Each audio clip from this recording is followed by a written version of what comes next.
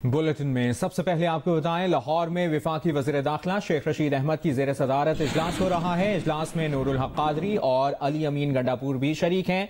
वज़ीर कानून पंजाब राजा बशारत भी ताज़ा सूरत हाल पर ब्रीफिंग देंगे। नुमाइंदा जियो न्यूज़ अदनान मलिक हमारे साथ मौजूद हैं। अदनान, क्या तफसीलात मिली हैं इन मुज़ाकरात से मुतालिक?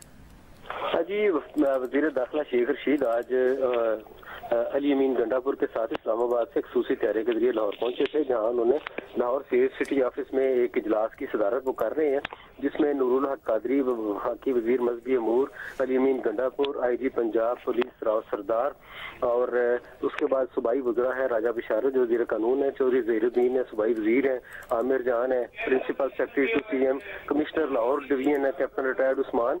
और इस वक्त जो है वो ब्रीफिंग दी है राजा बशारत ने, जिसमें उन्होंने बताया कि वज़ीर आला पंजाब की हिदायत पर अब तक जितने अफराद से राब्ते हुए हैं, मुजाहिरीन की सीनियर क़यादत में 4 अफराद से उन्होंने राब्तों का बताया है कि उनसे राब्ते हुए और 3 रोज में 4 मरतबा मुज़ाकरात हो चुके हैं। इस वक्त जो है वो इजलास जारी है और इजलास के बाद जो भी ब्रीफिंग होगी वो आला हुकाम के नोटिस में लाई जाएगी और उसके बाद 8 क्लब रोड लाहौर में शेख रशीद प्रेस कॉन्फ्रेंस में इजलास के हवाले से मीडिया को ब्रीफिंग भी देंगे। जी, बहुत शुक्रिया आपका अदनान मलिक।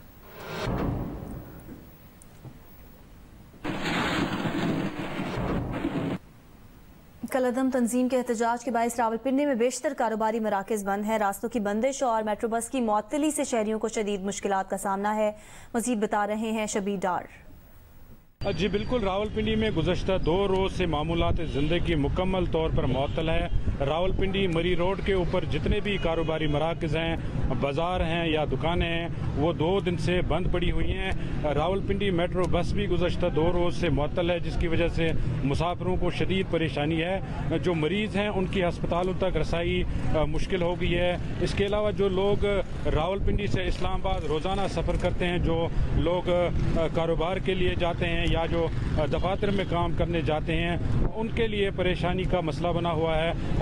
इस वक्त रावलपिंडी और इस्लामाबाद के बीच वाहिद एक रास्ता खुला हुआ जो डबल रोड से 9th एवेन्यू की तरफ जाता है। वहाँ पे भी ट्रैफिक का बेपनाह रश है। रावलपिंडी मरी रोड के ऊपर जगह जगह कंटेनर्स खड़े कर दिए गए हैं। 6th रोड से फैज़ाबाद तक मरी रोड मुकम्मल तौर पर बंद कर दी गई है। फैज़ाबाद से सदर तक रावलपिंडी पुलिस की बारी नफरी मरी रोड के ऊपर तैनात कर दी गई है। जी, खबरों के सिलसिले को आगे बढ़ाते हैं। क्या IMF से मिलने वाली अगली किस्त खटाई में पड़ गई? IMF ने वजारत खजाना का प्लान मुस्तरद कर दिया, पाकिस्तान को अपना प्लान दे दिया। डू मोर का मुतालिबा। वजारत खजाना के जराये के मुताबिक कर्ज प्रोग्राम बहाली के लिए पाकिस्तान को IMF की नई शराइत पर अमल दरामद करना होगा, शराय सूद बढ़ाना होगी, डॉलर का मार्केट रेट मुकर्रर करना होगा, निजकारी प्रोग्राम पर अमल दरामद यकीनी बनाना। इसके साथ साथ पाकिस्तान को टैक्स महासिल बढ़ाने के इकदाम और पावर सेक्टर इस्लाहात से मुतालिक शराइत पर अमल दरामद यकीनी बनाना होगा। पाकिस्तान ने IMF की बेशतर शराइत मान ली हैं। तर्जुमान वजारत खजाना मुजम्मिल असलम का कहना है कि अभी कोई फैसला नहीं हुआ, IMF से मुज़ाकरात जारी हैं।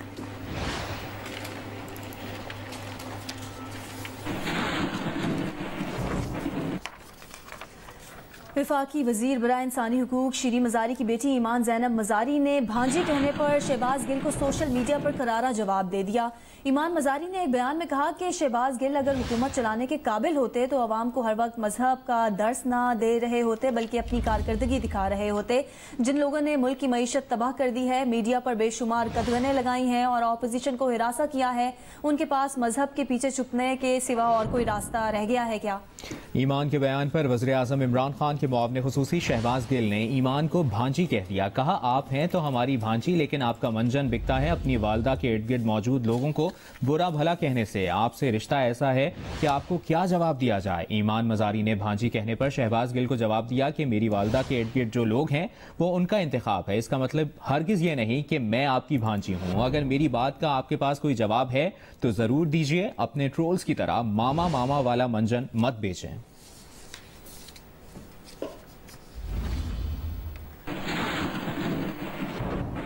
मुस्लिम लीग नून की तर्जुमान मरियम औरंगजेब का कहना है कि PDM आज और कल महंगाई के खिलाफ एहतजाजी मुजाहरे करेगी। आज सियालकोट और झंग में एहतजाजी मुजाहरा होगा। मरियम औरंगजेब ने कहा है कि कल फैसलाबाद, गुजरांवाला, मुल्तान, भक्कर, मियांवाली, साहिवाल, मियां चन्नू में मुजाहरे होंगे। नवाबशाह, दादू, ठट्ठा, सजावल, मिट्टी समेत दीगर इलाकों में कल एहतजाज होगा। बराह रास्त आपके लिए चलेंगे दुबई। वफाकी वज़ीर इत्तलात फवाद चौधरी इस वक्त प्रेस कॉन्फ्रेंस कर रहे हैं। इससे पहले जब थोड़ा आपको याद होगा, प्राइम मिनिस्टर साहब ने तोरखम में जलसा किया और तोरखम में प्राइम मिनिस्टर साहब ने ये बात कही कि अभी अफगानिस्तान में अशरफ गनी साहब को कि आप इलेक्शन ना करवाएं, आप एक इंक्लूसिव गवर्नमेंट की तरफ जाएं। 50% वहाँ पे पख्तून है अफगानिस्तान में, और जो गनी हुकूमत थी उसमें 7% के करीब पख्तून जो थे वो गवर्नमेंट में शामिल थे। लिहाजा एक बड़ी डिस्पैरिटी थी। तो हमने उस वक्त ये जोर दिया कि आप एक इंक्लूसिव हुकूमत बनाएं ताकि एक स्टेबिलिटी आए। अशरफ गनी साहब उस पर नहीं माने, बल्कि हमारे से नाराज़ हो गए, बड़ी उन्होंने जो है वो बातें भी की। उसके बाद आकर दूसरा जो हमारा था मरहला, उसमें ये हुआ कि हमने कोशिश की कि सारे अफगान दड़ों को इस्लामाबाद में बुलाएं। वहाँ पे हमने कोशिश की कि ताजिक और उज़्बेक इन सब को हमने इकट्ठा किया और हमने कहा कि वहाँ पे इनको बिठाएं। इस जो कॉन्फ्रेंस थी इसके ऊपर इसको भी सबटाज किया अफगानिस्तान की उस वक़्त की हुकूमत ने। और जब हमारी मुलाकात हुई उज़्बेकिस्तान में अशरफ गनी साहब के साथ, तो वो बड़े नाराज़ थे कि आपने क्यों हमारी पॉलिटिकल लीडरशिप को वहाँ पे बुलाया। और उन्होंने कहा हम इतने अरसा यहाँ लड़ेंगे, हमारी जनरेशन लड़ेगी, ये वो लड़ेगी। हर बंदे को पता था कि वो जा रहे हैं, लेकिन सवाए अशरफ गनी के और एक दो उनके जो चमचे कटचे थे उनके अलावा बाकी सबको पता था कि वो जा रहे हैं। फिर उसके बाद तालिबान आ गया, फॉल हो गया। अब देखें, अब हम अमेरिका को, वेस्ट को हम क्या बात कर रहे हैं? हम कह रहे हैं कि देखें अफगानिस्तान के अंदर एक हुकूमत वहाँ पे अब आ गई और जो मेजॉरिटी पख्तून गवर्नमेंट है वो वहाँ पे बन गई है। हम एक तरफ जो है वो तालिबान से बात कर रहे हैं और हम उनसे ये कह रहे हैं कि आप इंक्लूसिव हुकूमत बनाएं। ताजिकिस्तान में गए अभी प्राइम मिनिस्टर साहब, वहाँ पे जो ताजिक प्रेसिडेंट हैं इमाम अली जो हैं वो ताजिक्स के बड़े सरकर्दा रहनुमा समझे जाते हैं, फादर ऑफ ताजिक समझे जाते हैं। उनसे हमने बड़ी डिटेल बात की और हमने उन्हें कहा कि आप इसमें तालिबान के साथ जो ताजिक हैं और उज़्बेक हैं उनको वहाँ पे शामिल होना चाहिए हुकूमत में। हम उसके लिए कोशिश कर रहे हैं। दूसरी तरफ हम वेस्ट को और अमेरिका को ये कह रहे हैं कि देखिए हमारे पास दो चांसेस हैं। या तो ये है ना कि हम बैठ जाएं और अफगानिस्तान को वेट करें। वेट क्या करेंगे, क्योंकि अफगानिस्तान में उसकी अगर पिछले आप बजट उठा के देखें तो 70% बजट अफगानिस्तान का फॉरेन एड के ऊपर। तो होगा क्या कि ये जो गवर्नमेंट है ये वहाँ पे बैठ जाएगी और उसका नतीजा ये होगा कि छोटे छोटे ग्रुप्स जो हैं, कंधार में एक और हुकूमत में आ जाएगा, नंगरहार में एक और आ जाएगा, हेलमंद में कोई और आ जाएगा, काबुल में कोई और आ जाएगा। उसके नतीजे में ये सारा इलाका जो है यहाँ पे टेररिस्ट ऑर्गेनाइजेशन जो है वो अपने कदम जमा लेंगी, चाहे अल-कायदा हो, चाहे दाइश हो, चाहे कोई हो। तो हमारी कोशिश ये है कि हम ये जो सेंट्रल गवर्नमेंट है इस वक्त अफगानिस्तान के अंदर, उसको हम सहारा दें। और हमारा अपना प्रॉब्लम ये है कि हमारे पाकिस्तान के अंदर आपने देखा कि डॉलर जो है उसकी कीमत ऊपर गई और उसकी बड़ी वजह ये थी कि डॉलर जो है वो अफगानिस्तान में स्मगल हो रहा है। हमारी जल्दी है, हम चाहते हैं कि अफगानिस्तान जो है वो कुछ उसमें स्टेबिलिटी आए और अब हमने उसको अपने तौर के ऊपर रोका भी है डॉलर को। लेकिन दूसरी तरफ आप जब अभी भी हम 5 अरब रुपया अभी फिर हम अफगानिस्तान को एड दे रहे हैं और इसका मकसद यह है कि अफगानिस्तान की जो हुकूमत है वो सस्टेनेबल रहे, वो एक मजबूत हो और उसको ताकि एक मरकज़ी हुकूमत रहे जिससे आपके रिलेशनशिप हो। तो ये अफगानिस्तान के अंदर एक तरफ हम तालिबान के साथ इंक्लूसिविटी की बात कर रहे हैं कि आप बाकी ग्रोहों को साथ शामिल करें, दूसरी तरफ हम अमेरिका और वेस्ट को कह रहे हैं कि आप इस हुकूमत को तगड़ा करें और इसकी हमें रिकग्निशन और जो बाकी फेसेस हैं उनकी तरफ हमें बढ़ना चाहिए। तीसरी तरफ हम ये कह रहे हैं कि हम अकेला फैसला नहीं करेंगे रिकग्निशन का, हम जो खित्ते के ममालिक हैं उनको साथ लेके हम चलेंगे और अभी तक जो हमारी पॉलिसी है वो एग्जैक्टली यही है और इसके ऊपर हम आगे बढ़ रहे हैं। अच्छा, अब आज ये जो पाकिस्तान के अंदर एक मामला है कि महंगाई हो गई है और ये हो गया। अब आप सब लोग दुबई में हैं, महंगाई हर जगह हुई है। आप दुबई में भी महंगाई हुई है, लंदन में तो खैर बहुत ही ज़्यादा, क्योंकि आप देखिए 500% वहाँ पे गैस की कीमतें जो हैं वो बढ़ गई हैं। मसला ये है कि ये जो कोविड में तमाम दुनिया की मईशतें जो हैं उनको झटका पहुंचा है। लेकिन पाकिस्तान में तो हम बड़े खुशकिस्मत हैं कि हमने जिस तरीके से इमरान खान की क़यादत में हमने जिस तरीके से कोविड का मुकाबला किया, जिस तरीके से हमने इस बला के सामने एक स्ट्रेटजी खड़ी की और हम इसमें कामयाब हुए। पाकिस्तान और चंद ममालिक में शामिल है जो कोविड से बहुत कम इफेक्ट हुआ। हमारे हमसाए में हिंदुस्तान का हाल देखिए, वहाँ पे इतनी ज़्यादा मवाद हुई कि उनको आखिर में फिगर्स छुपाने पड़े। और नरेंद्र मोदी की हुकूमत ने जिस तरीके से वहाँ पे कोविड को डील किया, उसे पूरी दुनिया ने उसको क्रिटिसाइज़ किया। पाकिस्तान ने डिस्पाइट द फैक्ट कि हमारे पास रिसोर्सेज भी कम थे, डिस्पाइट द फैक्ट कि हमारे जो वसाइल थे वो भी उतने ज़्यादा नहीं थे, और हमारे पास 26 फरवरी को जब पहला केस आया था कोविड का, हम हर चीज़ इंपोर्ट कर रहे थे। हम मास्क इंपोर्ट कर रहे थे, हमारे सैनिटाइज़र शॉर्ट हो गए थे ये।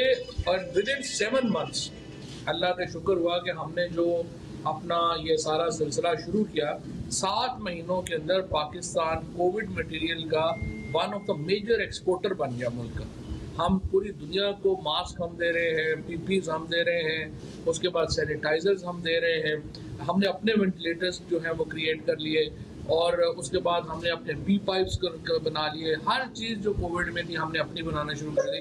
जो 26 फरवरी 2020 को हम कुछ भी अपना नहीं बना रहे थे। तो अंदाज़ा लगाइए हमारी इतनी बड़ी जो कामयाबी है वो पाकिस्तानी इंजीनियर्स को, साइंटिस्ट को मैं तो मुबारकबाद देना चाहता हूँ। बड़ा ही ज़बरदस्त उन्होंने ये काम किया और शो किया कि जब पाकिस्तान में हम कुछ चीज़ें करना चाहते हैं तो वो कैसे होती हैं। अब हमारे यहाँ तेल की कीमतें बढ़ी, लेकिन ये मैं आपको यहाँ पे बताऊँ कि हमारी ये दूसरा मुसलसल साल है जबकि हमारी गंदम की बम्पर क्रॉप हुई है। इस साल हमारी शुगर केन की बम्पर क्रॉप है, हमारी मेज़ की बम्पर क्रॉप है, मकई की।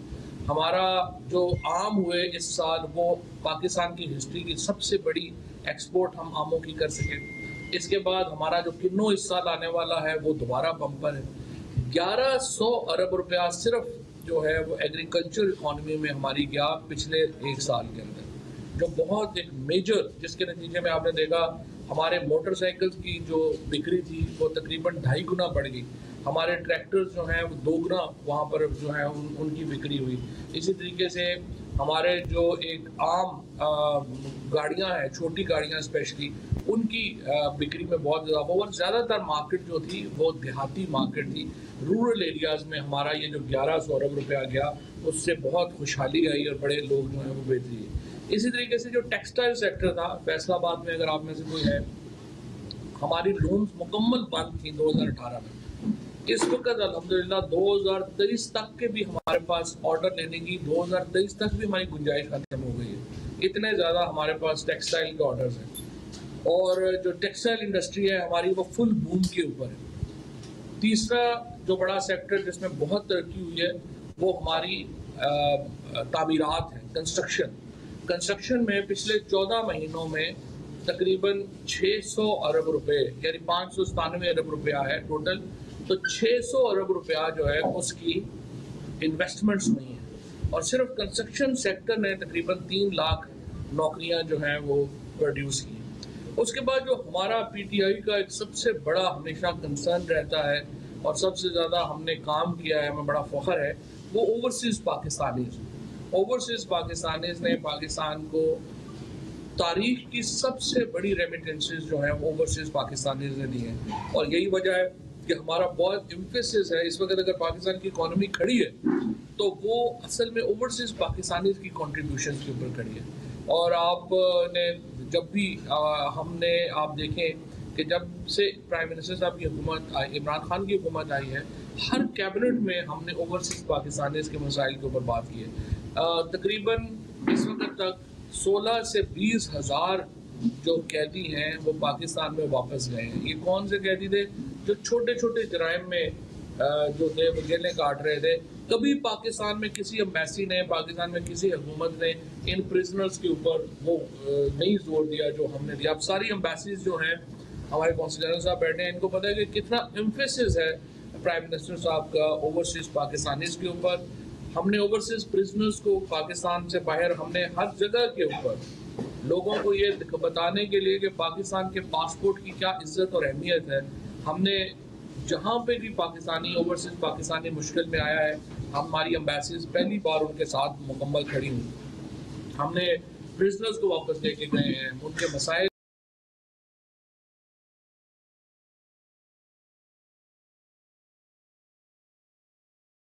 जो हैं उनको हल करने हम और पाकिस्तान को दे सके, और ये बड़ा ही इम्पोर्टेंट एक कदम होगा जिसकी तरफ जो है वो हम बढ़ना चाहते हैं। इसके बाद इंशाअल्लाह ताला यहाँ पे कल जो है वो बहुत बड़ा मैच होने जा रहा है नीटलेस।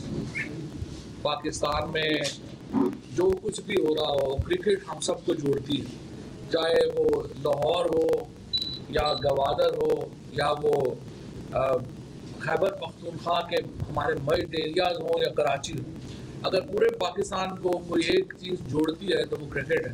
और इस वक्त मैं समझता हूँ कि तमाम लोगों के जो दिल हैं वो पाकिस्तान क्रिकेट टीम के साथ जुड़े हुए हैं। तमाम लोगों के जो दुआएं हैं वो पाकिस्तान क्रिकेट टीम के लिए हैं, और हम तमाम इस बारे में बड़े समझिए कि एंथुसियास्टिक हैं, सारे पुरजोश हैं कि पाकिस्तान कल का मैच जीते, और ये पाकिस्तान की खुशियों में इजाफा करेगा। और आई वांट टू यो से कि पाकिस्तान की टीम को कि आप पाकिस्तान का फ़ख्र है और आप please make us proud. Cricket की आपने बात की, तो पाकिस्तान इंडिया सीरीज़ के लिए आप प्लान बना सकते हैं, तो तैयार है पाकिस्तान टीम अगर इंडिया किसी न्यूट्रल ग्राउंड पे कहीं और खेलें? आखिर में तो इंडिया पहले तो इंडिया ही भागा था, तो अभी देखिए हम हिंदुस्तान से अच्छे ताल्लुकात चाहते हैं। हमें इमरान खान क्या कह रहे हैं, पहले हम क्या कहते हैं कि अगर इंडिया से हमारे ताल्लुकात अच्छे होंगे, एक तरफ इंडिया जो दुनिया की बहुत बड़ी इकोनॉमी है वो होगी, दूसरी तरफ चाइना होगा, और हम एक कॉरिडोर दे सकेंगे मुल्कों को जो कि सेंट्रल एशिया को कनेक्ट करेगा और फिर आगे यूरोप को कनेक्ट करेगा। So Pakistan becomes very very important if अगर हमारा relationship with India improves। But मसला वहाँ पे ये है कि वहाँ पर एक मुस्लिम कुश हुकूमत है। नरेंद्र मोदी की जब से वो वहाँ पे आए हैं, और ये पाकिस्तान नहीं कह रहा कि पूरी दुनिया के जो इंडिपेंडेंट सहाफ़ी हैं वो ये समझते हैं, चाहे गुजरात हो, चाहे वो अभी आसाम हो, चाहे वो कश्मीर हो, हर जगह के ऊपर नरेंद्र मोदी ने मिनॉरिटीज़ और ख़ुसूसन मुसलमानों को निशाना बनाया है, और उनकी जो एटीट्यूड है उसकी वजह से पाकिस्तान और हिंदुस्तान के ताल्लुकात अच्छे नहीं होते। वरना इस वक्त इमरान खान जितने पॉपुलर है आम हिंदुस्तान के आदमी में, आज मेरा ख्याल है इमरान खान अगर दिल्ली में जलसा करे तो नरेंद्र मोदी से बड़ा जलसा वो कर सकता है। तो जितनी पॉपुलरिटी है इमरान खान की इस वक्त हिंदुस्तान की आवाम में, बड़ा मौका था पाकिस्तान और हिंदुस्तान के ताल्लुकात बेहतर होने का, लेकिन नरेंद्र मोदी की वजह से हम ये जलसा जो ताल्लुकात हैं ये हम बेहतर नहीं कर पा रहे। और मैं ये समझता हूँ कि इस पर हिंदुस्तान के आम आदमी को सोचना चाहिए कि इसके बहुत फ़ायदे हैं। कश्मीर को आप सलूशन दें, आज़ादी दें, और कश्मीर जो है उसको आज़ादी आप देंगे तो पाकिस्तान का भी फ़ायदा होगा, हिंदुस्तान का भी फ़ायदा होगा, और कश्मीर के अवाम का फ़ायदा होगा कि वो अपना फैसला खुद कर सकें। सर इसमें अभी प्रेस मीटिंग में एक बड़ा वो डिस्कशन हुआ है, आपने सांसद कहते हैं कि पाकिस्तान ओवरसीज जो है वो रीढ़ की हड्डी है पाकिस्तान के माशी स्ट्रक्चर में। ओवरसीज के लिए अभी आपने एक पॉलिसी जो है वो ऑनलाइन किया है, जो पावर ऑफ अटॉर्नी का जो बड़ा आपने ज़बरदस्त इनिशिएटिव लिया है, तो इसके बारे में थोड़ा सा। बिल्कुल, thank you very much for reminding me. ये देखिए हमने ओवरसीज पाकिस्तानीज़ के लिए बहुत कदम उठाए। सबसे पहले आप देखें, आपको इनहेरिटेंस के लिए वापस नहीं आना पड़ता। इनहेरिटेंस के लिए आपको वापस जाना पड़ता था, कोर्ट में केस करना पड़ता था, वो 5 साल उसमें लग जाते थे, अदालतों में धक्के खाते थे। इनहेरिटेंस का मसला आपका ख़त्म हो गया। ओवरसीज पाकिस्तानी ऑनलाइन नादरा के ऊपर अप्लाई करके अपनी विरासत का सर्टिफिकेट ले सकते हैं। अब जो पावर ऑफ अटॉर्नी के लिए जो हो रहा था कि एक एम्बेसी, स्पेशली जैसे कनाडा जैसे जो मुल्क हैं, वहाँ पे ये होता था कि एम्बेसीज बड़ी दूर है,